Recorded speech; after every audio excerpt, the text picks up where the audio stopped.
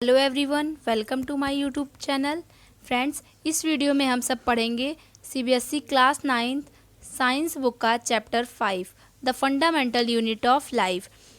इसकी हम लोग एक्सरसाइज देखेंगे जो बीच में जो पेज नंबर पे दी रहती है, चैप्टर के बीच में जो एक्सरसाइज दी रहती है उसको हम लोग सॉल्व कर चुके हैं और चैप्टर को हम लोग पढ़ चुके हैं।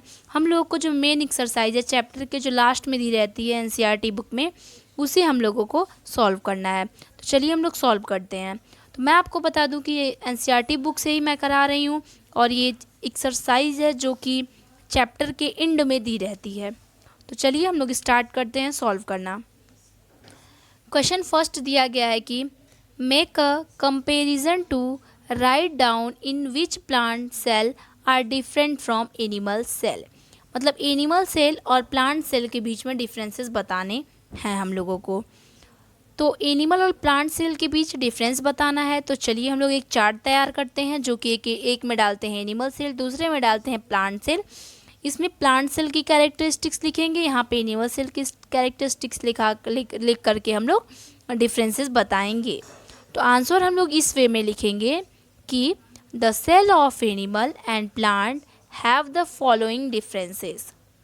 आंसर होगा आपका कि animal cell are generally small in size, ये आप एनिमल में लिखेंगे, और प्लांट में लिखेंगे कि plant cell are larger than animal cell. बोला गया है कि जो एनिमल का सेल होता है वो छोटा होता है और प्लांट का सेल एनिमल के सेल से बड़ा होता है। दोनों में डिफरेंस हुआ ना कि प्लांट सेल बड़े होते हैं और एनिमल सेल हमेशा छोटे होते हैं।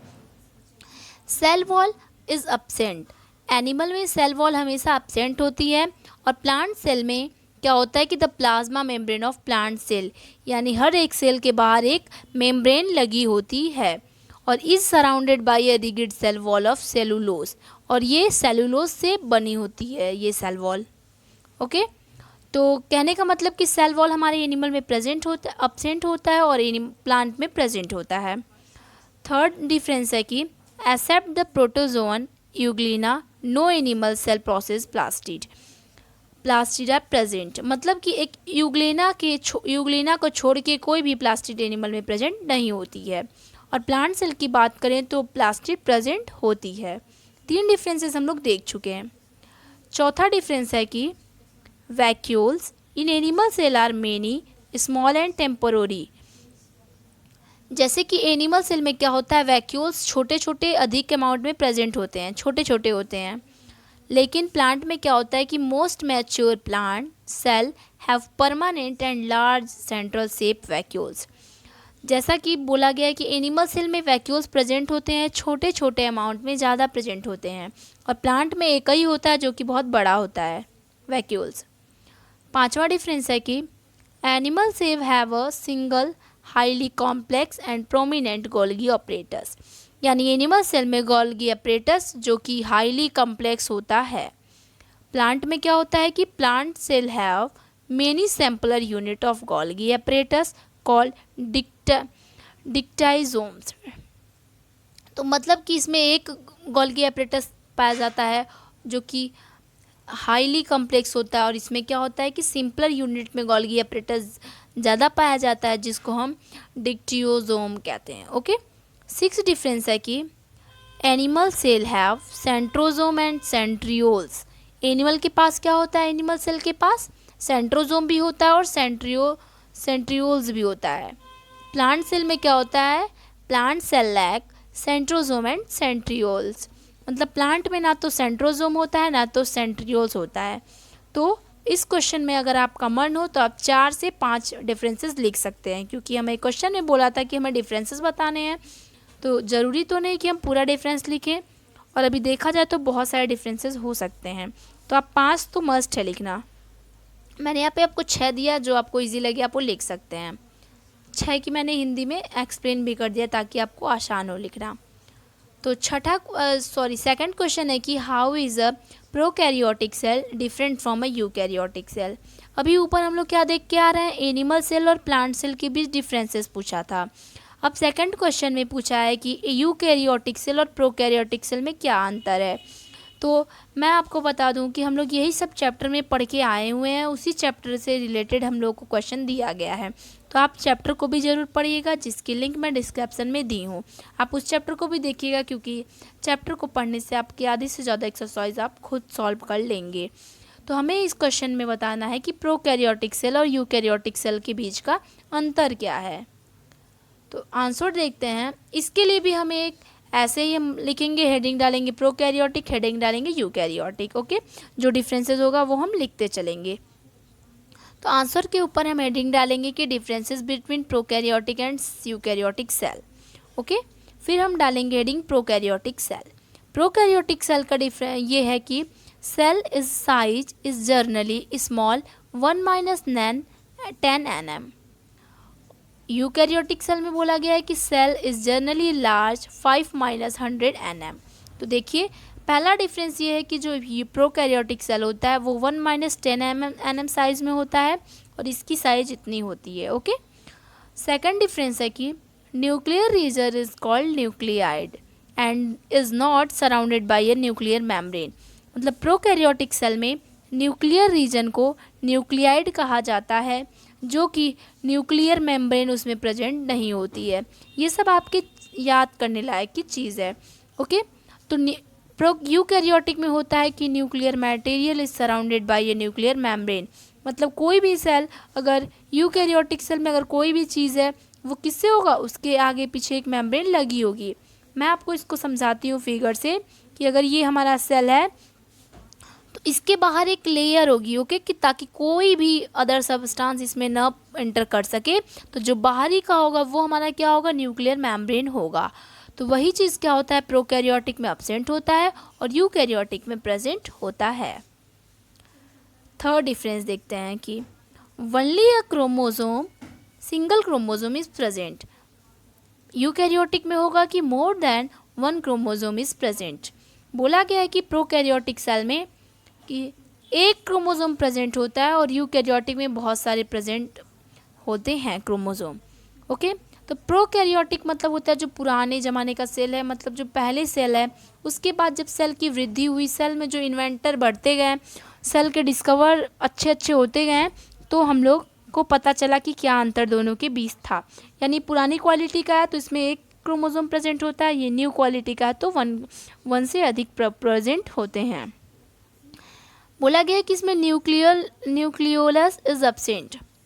यूकैरियोटिक में बोला गया है कि न्यूक्लियस इज प्रेजेंट। ये भी एक डिफरेंस है कि न्यूक्लियोलस प्रोकैरियोटिक में एब्सेंट होता है और यूकैरियोटिक में प्रेजेंट होता है। पांचवा डिफरेंस है कि membrane bound cell organelles are absent. जो भी सेल होते हैं वो खुले होते हैं। अब मेम्ब्रेन क्या होता है मैं आपको बताई हूँ कि अगर सेल है तो उसके बाहर अगर कोई लेयर लग रही है कि कोई अदर सब्सटेंस इसमें प्रेजेंट ना हो, मतलब इंटर ना कर सके, तो यानी ये वाली सेल हमारी क्या है, इसकी प्रिवेंटर है, इसको बचाए रखी है कि कोई भी अदर सब्सटेंस इसमें ना घुस पाए। तो बाहरी लेयर हमारी क्या होगी, मेम्ब्रेन कहलाएगी। तो इसमें क्या होता है, एब्सेंट होता है। और यूकैरियोटिक में क्या होता है कि membrane bound cell organelles present होते हैं। ओके, यानी किसी भी सेल के बाहर एक लेयर लगी होती है ताकि अदर सब्सटेंस उसमें एंटर ना कर सकें।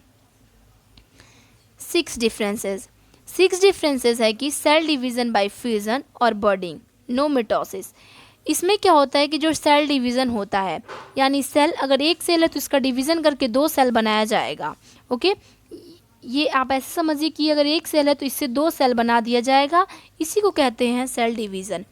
तो सेल डिवीज़न होता है, प्रोकैरियोटिक में भी होता है, यानी पुराने ज़माने वाले सेल में भी होता है, लेकिन वो किसके थ्रू होता है, फिजन और बडिंग प्रोसेस के थ्रू होता है। फिजन और बडिंग प्रोसेस क्या है आप उसको भी पढ़ेंगे आगे जाके। तो बस आप यहाँ पे इतना याद कीजिए कि प्रोकैरियोटिक सेल में सेल डिवीज़न फिजन और बडिंग प्रोसेस के थ्रू होता है, लेकिन यूकैरियोटिक में क्या होता है कि मिटोसिस और मियोटिक प्रोसेस से हमारा सेल डिवीज़न होता है।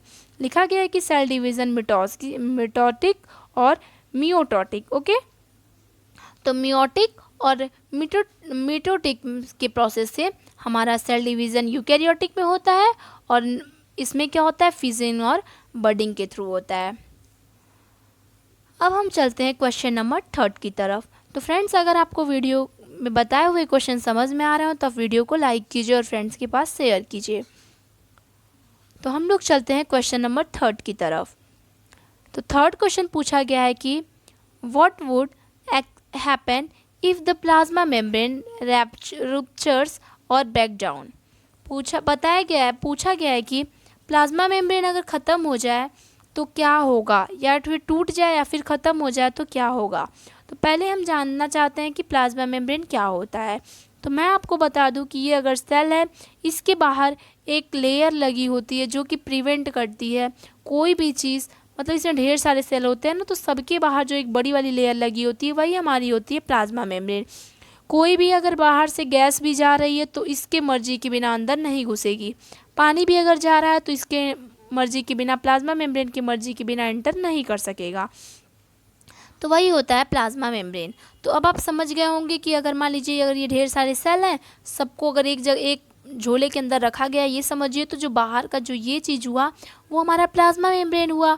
तो कोई भी चीज़ अगर एंटर करेगी तो इससे एंट्री लेके करेगी। ओके, तो अगर ये नहीं रहेगा तो क्या होगा, सारे सेल इन्वायरमेंट में इधर उधर बिखर जाएंगे। ये बताइए अगर ऐसे से रहेगा तो इसके बाहर अगर एक कोई लेयर अगर हम लोग न बनाए तो ये क्या कहलाएगा, सेल नहीं ना। तो कोई भी चीज़ इसमें एंटर आके कर सकेगी, कोई भी नुकसान हो सकेगा। तो यही हमारा नुकसान होगा प्लाज्मा मेम्ब्रेन के ना रहने पे। वही चीज़ हम लोगों को लिखना है। तो हम लोग लिखते हैं, तो आंसर देखते हैं कि plasma membrane is a selective permeable membrane of the cell that maintain its homeostasis, constant internal composition of the cell. If it rupture or break down, the constant internal chemical composition of the cell will be lost and it will not be able to perform its basic functions. Such a cell with ruptured plasma membrane is killed. बोला गया है कि अगर plasma membrane ना रहे तो हर चीज़ अंदर आएगी, हर चीज़ बाहर आएगी, हर चीज़ सेल में मिल जाएगी, कुछ पता नहीं चलेगा। ओके, तो हमारी सेल में क्या होगा, डिस्टरबेंस होगा, कोई भी चीज़ आके उसमें घुस जाएगी और उसको अच्छे से फंक्शन नहीं हो पाएगा। यानी बेसिक फंक्शन जो इतना आराम से फंक्शन हो रहा है वो प्लाज्मा मेम्ब्रेन के ना रहने पे नहीं हो पाएगा। ओके, तो अब चलते हैं क्वेश्चन नंबर 4 की तरफ। तो क्वेश्चन नंबर 4 पूछता है कि what would happen to the life of a cell if there is no Golgi apparatus. Question पूछा गया कि अगर गोल्गी एपरेटस ना रहे तो हमारे सेल क्या वर्क नहीं करेगा, या फिर वर्क करेगा तो कैसे करेगा। यानी क्वेश्चन में पूछा गया है पूरा मिला के कि गोल्गी एपरेटस के ना रहने पे क्या होगा सेल में। तो पहले आप जानिए कि गोल्गी एपरेटस क्या करता है। तो गोल्गी एपरेटस का फ़ायदा क्या है, तो फ़ायदा समझ जाएंगे तो नुकसान अपने आप समझ में आ जाएगा। तो मैं आपको बता दूँ कि गोल्गी एपरेटस क्या करता है, किसी भी फूड को स्टोर करता है, मॉडिफाई करता है, पैक करता है। ओके, तो अगर ये नहीं रहेगा तो इतना काम कौन करेगा। तो ये इसका नुकसान है कि कोई भी चीज़ हम लोग मॉडिफाई, पैक, स्टोर नहीं हो पाएगा। तो भी हम आंसर में पढ़ते हैं, क्या लिखा है कि the material synthesis in ER are stored, sorted, modified, package and dispatched to various target inside and outside the cell through the Golgi apparatus, pack product in vesicles, the secretory vesicles। देखिए बोला गया है कि जो store का, sorted, modify का, package का work होता है अंदर से लेके बाहर तक सेल के, सारा काम कौन करता है, गोल्गी एपरेटस करता है इतना काम। प्रोडक्ट को पैक भी यही करता है। और इन सम अदर केसेस, कुछ केसेस में ये क्या करता है कि complex sugar, cellulose may be made by simple sugar in Golgi apparatus. The Golgi apparatus is also involved in the formation of the cell, which not be possible if Golgi apparatus is not there. तो dear friends, इसमें बोला गया है कि अगर Golgi apparatus नहीं रहा तो स्टोर, सॉर्ट, मॉडिफाई, पैकेज और किसी भी प्रोडक्ट को पैक करने का काम कोई नहीं कर पाएगा, क्योंकि इतना काम जितना मैं अंडरलाइन आपको शो कर रही हूँ इतना काम कौन करता है, सब काम गोल्गी एपरेटस करता है। और आंसर में बताया गया कि गोल्गी एपरेटस ही सिंपल शुगर को कॉम्प्लेक्स शुगर में चेंज करता है। अगर गोल्गी एपरेटस न रहा तो सिंपल शुगर को कॉम्प्लेक्स शुगर में चेंज करने वाला कोई नहीं बचेगा। और गोल्गी एपरेटस क्या करता है, लाइसोसोम का भी फॉर्मेशन बनाता है, जो कि अगर ये नहीं रहेगा तो कौन बनाएगा। बोला गया है यहाँ पे कि गोल्गी एपरेटस की हेल्प से कुछ अदर सेल भी बनते हैं, जो कि अगर गोल्गी एपरेटस नहीं रहा तो कोई अदर सेल नहीं बन पाएंगे। Question number 5। तो क्वेश्चन नंबर 5 बोलता है कि which organelles is known as the power house of the cell और एंड वाई। कौन सा ऐसा सेल है जिसको हम power house of the cell भी बोलते हैं और क्यों बोलते हैं।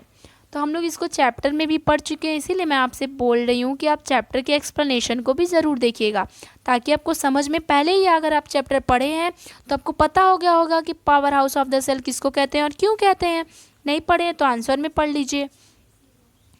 तो क्वेश्चन कहता है कि power house of the cell किससे और क्यों कहते हैं। तो आंसर देखते हैं कि mitochondria are known as the power house of the cell because they contain enzymes.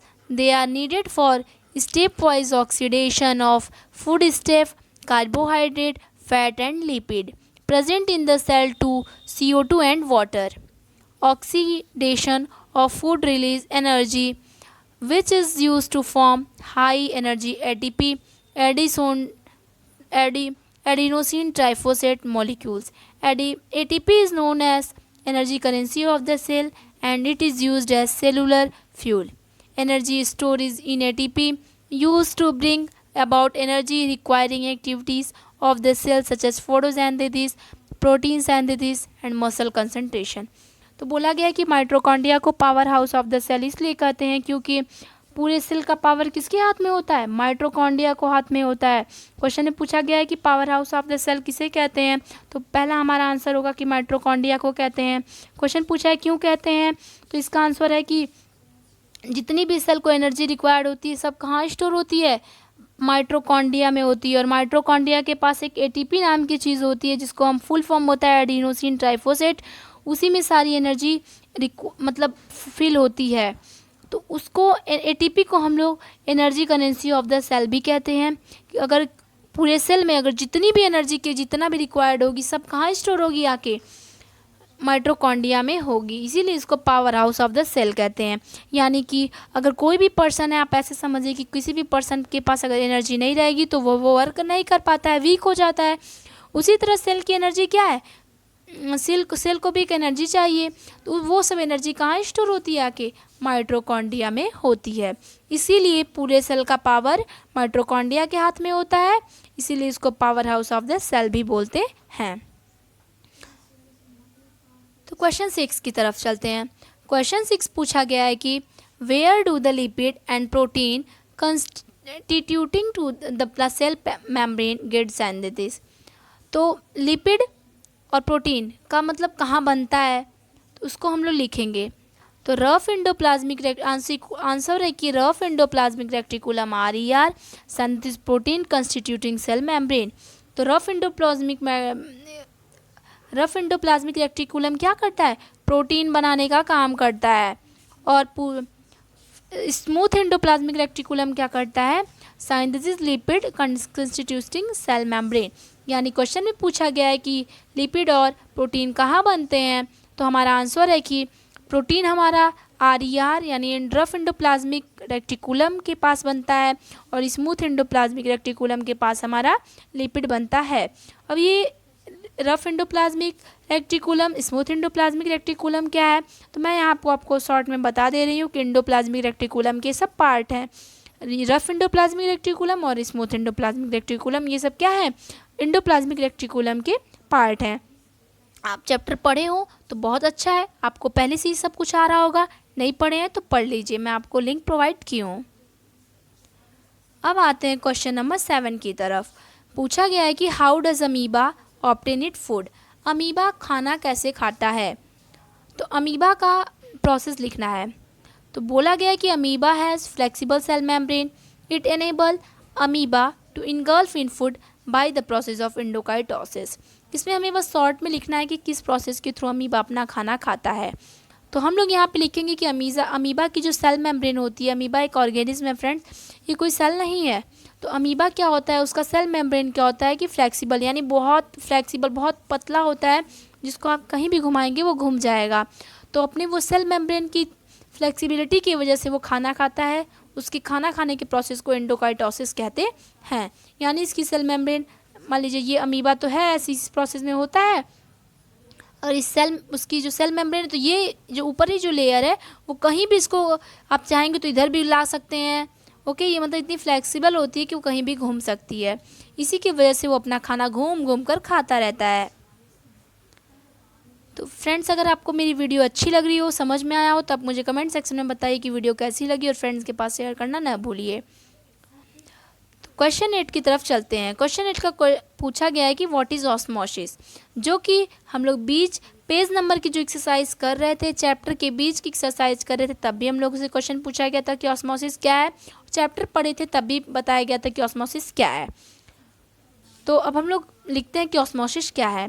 तो आंसर है कि द डिफ्यूजन ऑफ वाटर और solvent through a semi permeable membrane form a solution of lower concentration of solute to a solution of high concentration of solute to which the cell membrane is relatively impermeable is called osmosis। देखिए, अब ये हमारा ख़त्म हो गया। तो इसमें बताया गया कि ऑस्मोसिस क्या है कि मान लीजिए ये यहाँ पे हमारा सेल है, ये हमारा इन्वायरमेंट है। ओके, ये हमारा इन्वायरमेंट है, ये हमारा सेल है, बीच में प्लाज्मा मेम्ब्रेन है। कोई भी चीज़ अगर मान लीजिए यहाँ पे पानी भरा है, ओके, यहाँ पे पानी ज़्यादा है, तो अगर जिधर सामान ज़्यादा रहेगी उधर से कम की तरफ मूव करेगा वाटर। ओके, तो इन्वायरमेंट में पानी ज़्यादा है तो पानी इन्वायरमेंट से सेल में जाएगा। अगर सेल में पानी ज़्यादा है इन्वायरमेंट के हिसाब से, तो सेल से पानी इन्वायरमेंट की तरफ जाएगा। बीच में प्लाज्मा मेम्ब्रेन खड़ी रहेगी, यानी बीच में मेम्ब्रेन रहेगी, यहाँ सेल रहेगा, यहाँ इन्वायरमेंट रहेगा। जिधर पानी जाएगा ज़्यादा रहेगा उधर से कम की तरफ जाएगा। इसी प्रोसेस को हम ऑस्मोसिस कहते हैं। तो माय डियर फ्रेंड्स, ये हो गई हमारा चैप्टर एंड हो चुका। अब हम मिलेंगे नेक्स्ट चैप्टर में, नेक्स्ट वीडियो में, नेक्स्ट चैप्टर के साथ। तो वीडियो कैसी लगी कमेंट सेक्शन में ज़रूर बताइएगा और चैनल को सब्सक्राइब कीजिए। Thanks for watching my video.